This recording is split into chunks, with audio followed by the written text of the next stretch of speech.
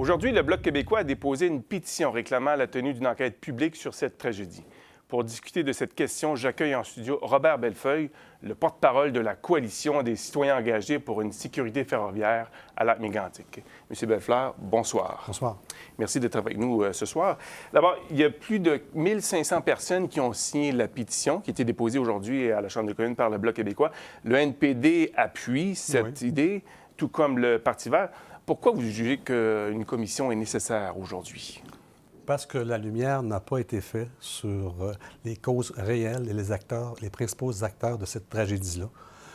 Ce qu'on connaît à date, c'est simplement l'enquête qui a été tenue par le Bureau de la sécurité des transports, qui s'est limitée à analyser les 2 journées où la tragédie s'est déroulée, soit la nuit du 5 juillet et la journée du 6 juillet. Mais à part ça, d'où venait le pétrole? Comment il est arrivé là? Qui l'avait acheté? Qui l'avait transporté? Dans quel état on l'avait fait? Rien. Silence radio. Donc, il y a beaucoup de questions qui sont restées sans réponse. Et justement, ces questions-là, est-ce que les gens de Lac-Mégantic se les posent encore aujourd'hui? Bien sûr, bien sûr.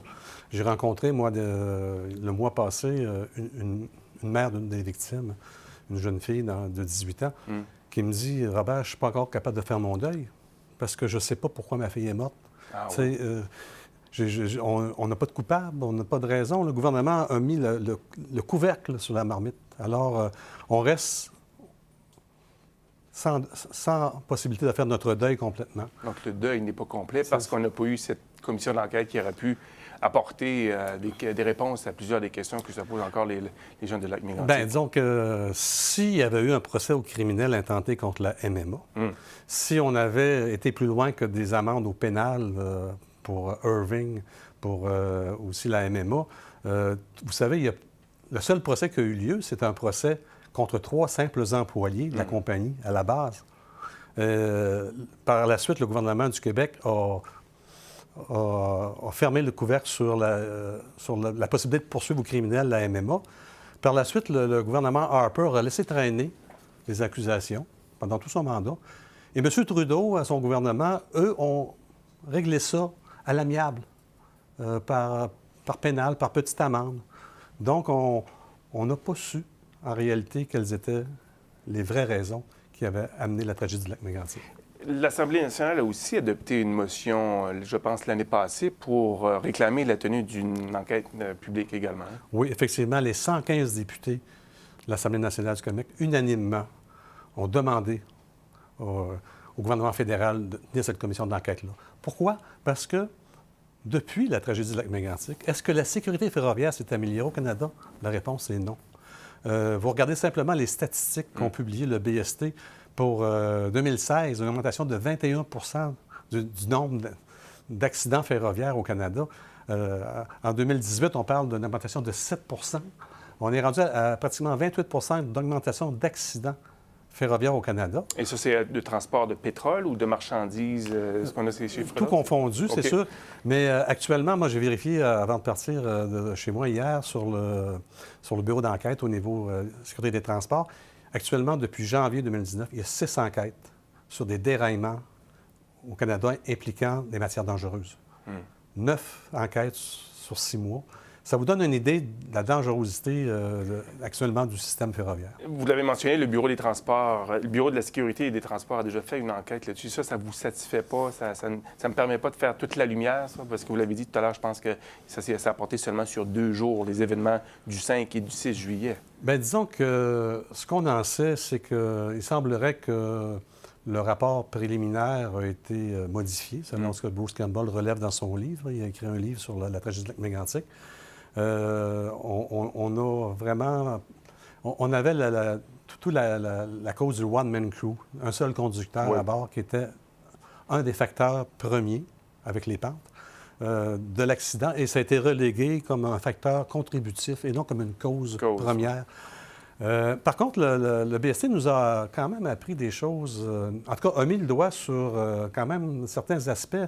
Il a vraiment porté le blâme à Transport Canada de ne pas avoir surveillé efficacement les compagnies de chemin de fer.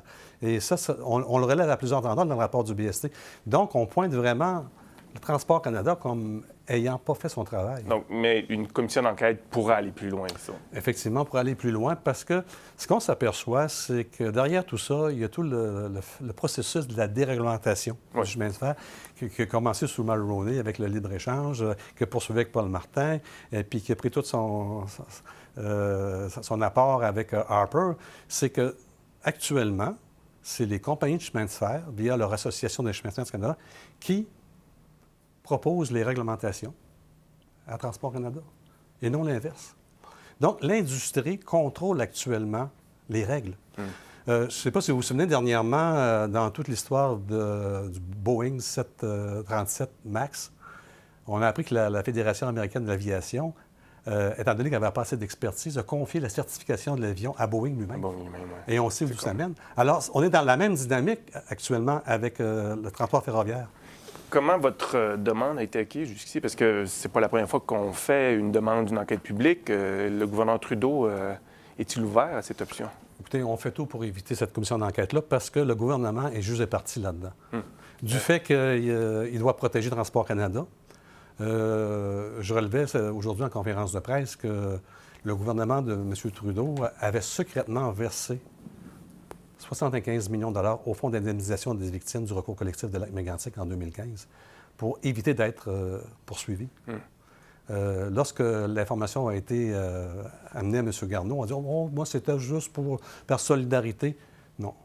C'était un montant d'argent qui était là pour acheter la paix. Donc, le gouvernement est pris à partie et n'est pas objectif, je pense.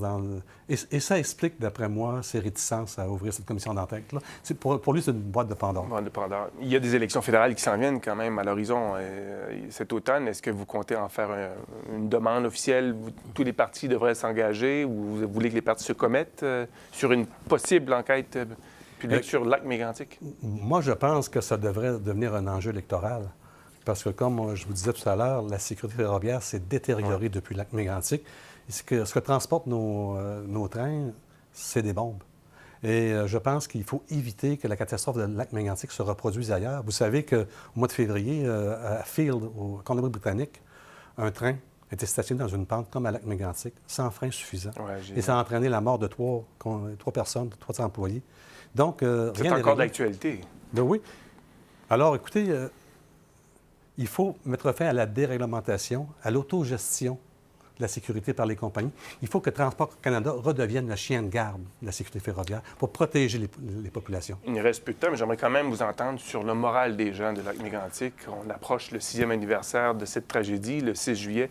Comment se portent les gens de Lac-Mégantic? Écoutez, comme je vous disais tout à l'heure, j'ai rencontré une mère qui n'a pas encore fait son deuil, puis qui a la misère à en parler. Moi, j'ai approché des gens aussi, des commerçants, en disant, est-ce que vous voulez faire partie de la coalition?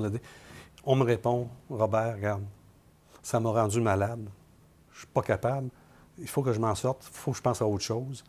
Je suis incapable d'être actif dans ce dossier-là. Ça m'a trop atteint, ça m'a démoli.